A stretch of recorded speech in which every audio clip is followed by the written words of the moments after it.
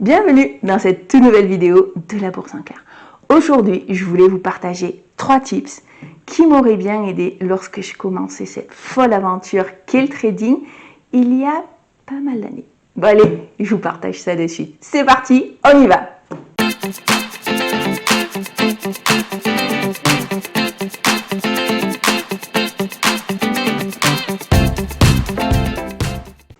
Le tout premier tips, c'est le choix de marché. Vous, en tant que trader débutant, il vous faut travailler avec un effet de levier. Donc, tout ce qui est action basique, on oublie, c'est pour faire l'investissement. Utiliser un effet de levier, ça ne veut pas dire faire n'importe quoi. Quand vous faites du trading, votre effet de levier max devrait se situer entre 10 et 20. Donc, tous les produits qui vous sont proposés avec des effets de levier de 500, de 800, de 1000, vous oubliez. Pourquoi? Parce que vous allez y laisser votre capital. Avec des effets de levier de la sorte de 500, de 800, de 1000, votre broker se met en face de vous et attend que vous vous trompiez pour encaisser le cash. Donc, allez sur des marchés réglementés. Vous avez le Forex, les CFD qui sont réglementés depuis 2017. Autre chose, il y a certes l'effet de levier, mais vous avez également des produits qui ont des amplitudes de fou. Qui fait que si vous cumulez effet de levier plus amplitude de journée du produit, pareil, vous allez vous tirer une balle dans le pied. Ce marché, le marché auquel je pense, ce sont les cryptos. Attention, attention. Surtout avec la loi qui est en train d'être mise en place, attention, attention. Ça va aller vers le bas jusqu'à ne plus rien valoir. Autre chose, pareil. Quand vous allez progresser, vous vous rendrez compte que il y a certains produits qui sont faits pour faire du day trading et d'autres pour faire du swing trading. Par exemple, les CFD sont géniaux pour faire du day trading. Le Forex, perso, je trouve, enfin en ce qui me concerne, me va beaucoup mieux pour faire du swing trading. Donc ça, ensuite, ce sera à vous de le sentir, de le pratiquer et de découvrir là où vous sentez le mieux. On va passer maintenant, devinez quoi, au deuxième tips. Allez, c'est parti! Le deuxième tips, c'est la façon dont vous allez analyser votre produit. En tant que trader, vous allez utiliser l'analyse technique. Mais l'analyse technique a plein de familles et sous-familles. Vous avez l'analyse technique classique avec support, résistance, tendance. Vous avez le chartisme avec les figures telles que le diamond, la cup, le flag, le head and shoulder. Vous avez les indicateurs avec entre autres les Bollinger Bands, le RSI, les moyennes mobiles, le MACD et j'en passe et j'en passe.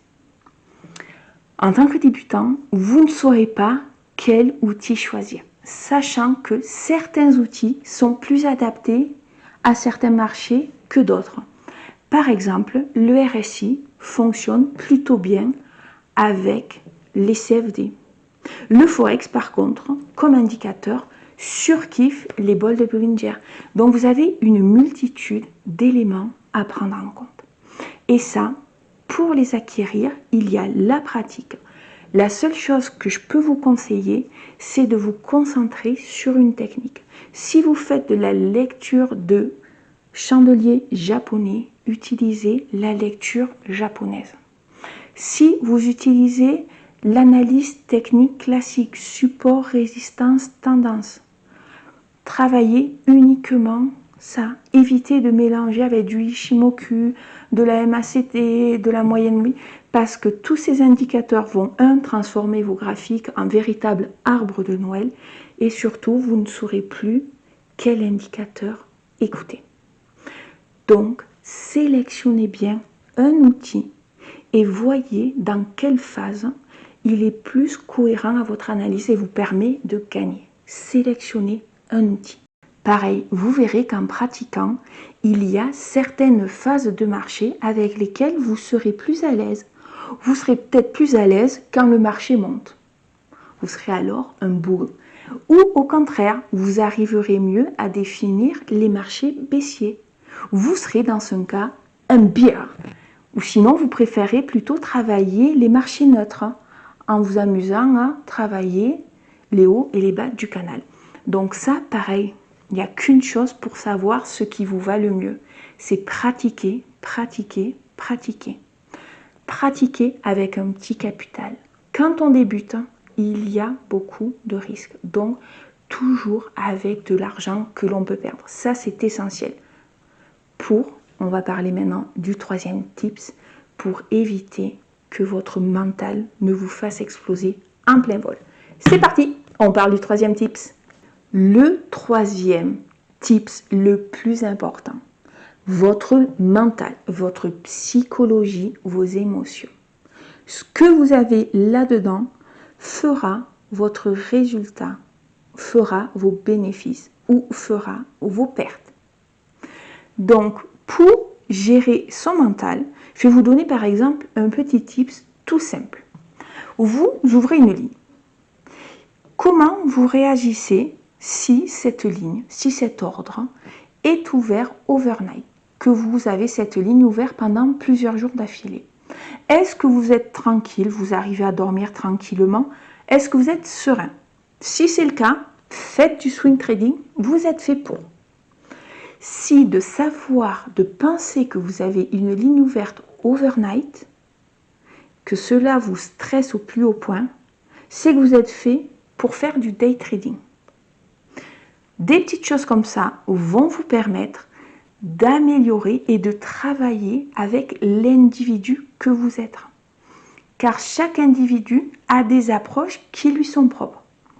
Donc, c'est en ça qu'il n'y a pas une méthode qui va aller bien sur tous les marchés, pour toutes les personnes. Il faut vraiment voir l'individu, comment la personne va réagir au marché, au stress. C'est le premier tips. Essayez de mieux vous connaître. Pour vous connaître, qu'est-ce qu'il faut faire? Pratiquer, pratiquer, pratiquer. Surtout, pensez à noter. Prenez l'habitude d'avoir un cahier de trading ou un journal de trading et vous notez vos émotions, comment s'est passé votre ordre, sur quel marché vous étiez. Prenez des notes pour vous améliorer. Dans quelques mois, lorsque vous les regarderez, vous verrez la progression que vous avez fait et surtout ça vous permettra de comprendre les endroits où ça begouille, où vous n'êtes pas à l'aise. L'autre élément psychologique, émotionnel, mental, c'est mettre en place une routine. Concrètement, comment je mets en place une routine? C'est-à-dire travailler à une heure précise votre marché. Par exemple, le Forex, c'est pas parce qu'il est ouvert 24 heures sur 24 du dimanche soir au vendredi soir que vous devez le travailler toute la semaine, 24 sur 24. Non, travaillez, prenez l'habitude de travailler à certaines heures. Il faut que ce soit une routine. Pareil, quand vous décidez d'analyser, il faut que vous soyez focus sur l'analyse technique.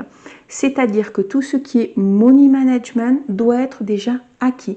Il faut que ce soit automatique. Ces petites choses sont essentielles pour éviter que vos émotions ne prennent le dessus. Parce que lorsque vos émotions sont aux commandes, en trading, ça finit toujours dans le mur. Et ça, vaut mieux l'éviter.